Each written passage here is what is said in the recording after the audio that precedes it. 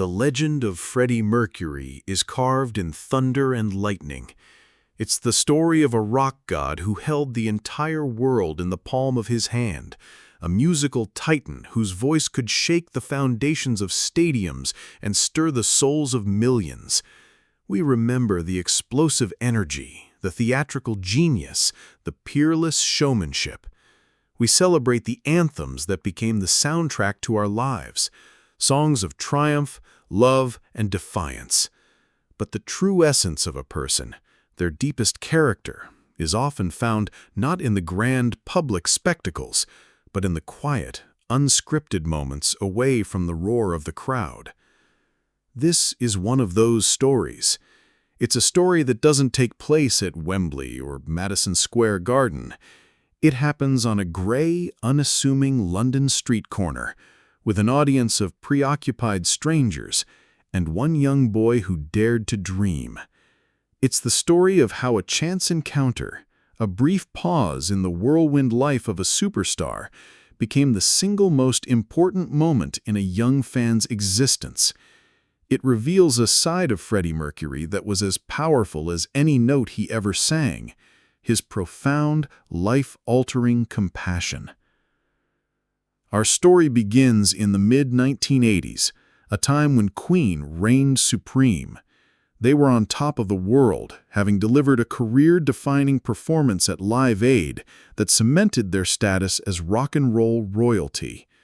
For Freddie, it was a period of immense creativity and success, but also one of increasing isolation that fame inevitably brings. He was often ferried through the streets of London in the cocoon of his gleaming Rolls-Royce, a spectator to the city he loved, separated from it by a pane of glass and the weight of his own celebrity. On one particularly brisk autumn afternoon, the London sky was a familiar canvas of muted gray. A chilly wind whipped through the streets, encouraging pedestrians to hurry along, collars turned up and heads bowed down. On a corner near Kensington, where the grand Victorian houses stood in silent judgment, a small pocket of defiance existed. It came from a beat-up portable cassette player and from the heart of a 12-year-old boy named Leo. Leo was what many would call a street kid. He was wiry and small for his age, with a mop of unruly brown hair and eyes that held a premature weariness. His clothes were worn and a size too big, but he wore them with a certain unkempt pride. Every day, Leo would claim this small patch of pavement as his own personal stage. He had his tape player, a handful of cassettes, and a talent that burned brighter than the bleak London afternoons. His currency wasn't coins tossed into a hat, though they were welcome. His real currency was passion. And on this day, his chosen anthem was Queen's "We Are the Champions."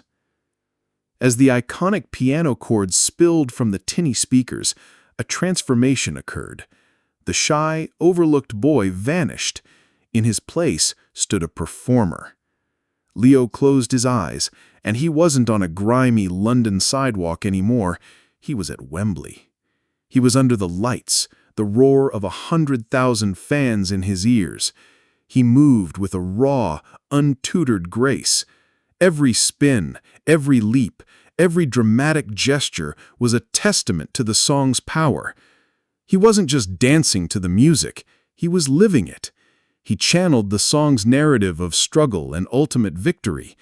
His small body conveyed a story of overcoming odds that he knew all too well. For Leo, Queen wasn't just a band.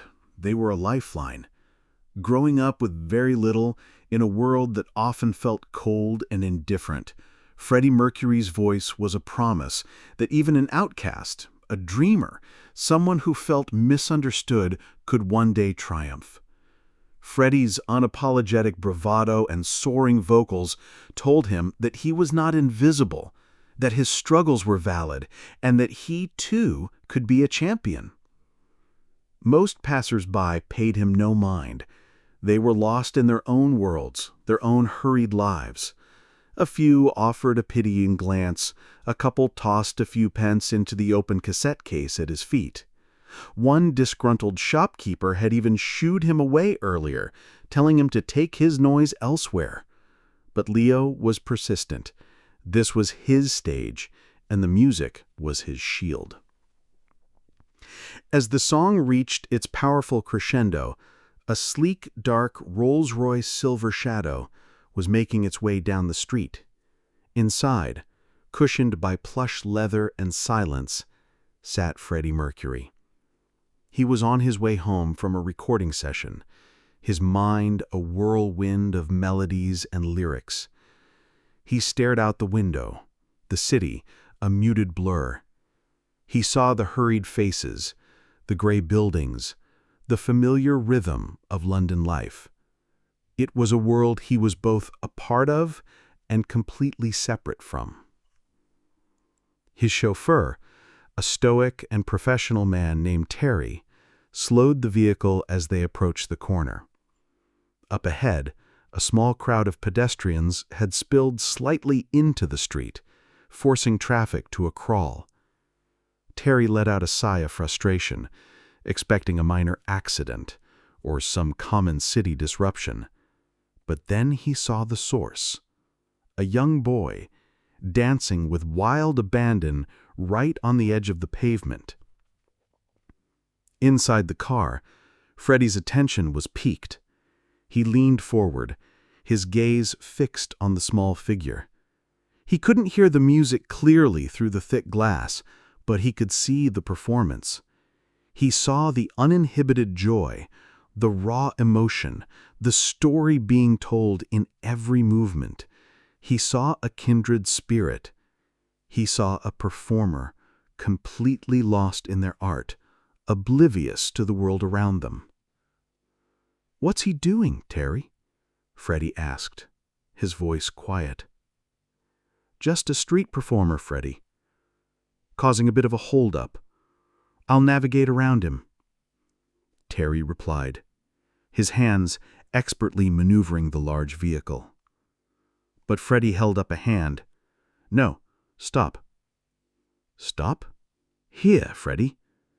People will recognize you." "Just for a moment, darling. Stop the car." Reluctantly, Terry brought the Rolls-Royce to a silent, elegant halt right beside the makeshift stage. The sudden appearance of such a magnificent car brought the few onlookers to a standstill. They stopped watching the boy and started staring at the vehicle, whispering and wondering which dignitary or royal might be inside. Leo, however, was in his own universe. He was in the final, triumphant moments of the song, his arms raised to the sky, his face a mask of pure, unadulterated ecstasy. He had done it. He had won. He was the champion. As the song ended and the tinny sound of applause from the cassette filled the air, Leo slowly came back to reality. He opened his eyes, breathing heavily, his small chest heaving. And that's when he saw it. The enormous, impossibly shiny black car was parked just feet away from him. His heart sank. He thought he was in trouble. He thought the owner of the car, surely someone rich and important, was about to yell at him for blocking the road. His fear intensified when the chauffeur's door opened. Terry, a large and imposing figure in a crisp uniform, stepped out. He had a stern expression on his face as he walked around the front of the car. The small crowd of onlookers held their breath, expecting a confrontation. Leo braced himself for the inevitable scolding. But Terry didn't walk towards Leo. Instead, he walked to the rear passenger door and opened it with a quiet, reverent motion. And then time seemed to stop on that London street corner. A single, iconic white Adidas sneaker touched the pavement. Then another. A figure emerged from the car, unfolding himself with a familiar, cat-like grace. He was wearing simple jeans and a jacket, but there was no mistaking the aura of stardom that surrounded him. He pushed his aviator sunglasses up onto his forehead, revealing a pair of warm, dark eyes, and then the world's most famous mustache. Freddie Mercury was standing on the sidewalk. A collective gasp went through the small group of onlookers. Phones didn't exist in pockets then, so the moment remained pure, uncaptured by technology, preserved only in memory. Leo's jaw dropped. His cassette case, with its meager collection of coins, suddenly felt very, very far away. He was paralyzed, standing face to face with the man whose voice had been his guide, his comfort, his inspiration. The man from the posters on his wall, the voice from his worn-out tape, was real. Freddie took a few steps forward, a gentle, almost mischievous smile playing on his lips. He ignored the stunned faces of the few people watching, his focus entirely on the boy. "That was quite a performance, darling," Freddie said, his voice softer than Leo could have ever imagined, yet carrying the same unmistakable melodic quality. Leo couldn't find words. He just stared, his mind racing to catch up with reality. Was he dreaming? Freddie gestured towards the cassette player. "We are the champions. A good choice. A bit dramatic for a Tuesday afternoon, don't you think?" He winked, and the gesture instantly put Leo at ease, melting away a sliver of his shock. It's my favorite," Leo managed to stammer, his voice barely a whisper. "I can see that," Freddie replied, his eyes twinkling with genuine amusement and something deeper. "Recognition. You feel it. It's not just in your feet, it's in your soul. I can see it." Freddie looked around at the gray street, the indifferent city, and then back at the boy. He saw the worn-out shoes, the thin jacket, the raw hunger in his eyes, not for food, but for something more. He saw himself, in a way. The boy from Zanzibar who had a dream that was far too big for his small island. The art student who felt like an outcast, but knew he was destined for a stage. He reached into his pocket. Leo thought he was going to give him some money, a generous tip. It would have been more than enough. A 50-pound note from his hero would have felt like winning the lottery. But Freddie didn't pull out his wallet. Instead, he looked Leo directly in the eye. "A champion shouldn't be dancing for pennies on a sidewalk, darling. A champion needs a proper stage, a proper place to train." Freddie turned to his chauffeur. "Terry, get a pen and paper from the car." Terry, who had been watching the scene unfold with quiet astonishment, quickly complied. Freddie took the paper and pen and scribbled something down. It was a name and a phone number. He knelt down so he was at eye level with Leo. The gesture was so unexpected, so humble, that it took Leo's breath away. The king of rock and roll was kneeling before him on a dirty London pavement. "This," Freddie said, pressing the paper into Leo's hand, "is the name of a very dear friend of mine. She runs one of the best dance schools in London. She's tough, she's brilliant, and she doesn't take any nonsense. But she knows talent when she sees it." He paused, his gaze intense. "I want you to call this number tomorrow. You tell her Freddie sent you. You tell her I saw a champion on a street corner, and he needs a proper place to build his kingdom." Leo looked down at the paper in his hand, then back up at Freddie. Tears were welling in his eyes, blurring the image of his hero. "But I can't afford it." Freddie's smile widened. He stood up and gently patted Leo on the shoulder. "That's all been taken care of, darling. You just bring the fire. I saw it in your eyes today. Don't you ever let it go out." And with that, he turned, gave a quick, almost shy wave to the still stunned onlookers, and slipped back into the Rolls-Royce. Terry closed the door, returned to the driver's seat, and the magnificent car pulled away from the curb and disappeared into the London traffic as silently as it had arrived. Leo was left standing on the sidewalk, the piece of paper clutched in his hand as if it were the most valuable object in the world. He looked at the empty space where the car had been, then at his beat-up cassette player, and then at the note. It was real. It had all been real.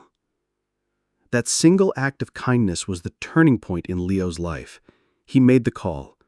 The woman at the dance school was initially skeptical, but the moment he mentioned Freddie's name, her entire tone changed. He was given a full scholarship, paid for anonymously by a benefactor he knew was his hero. He trained relentlessly, channeling all the passion he once poured onto the pavement into bar work and choreography.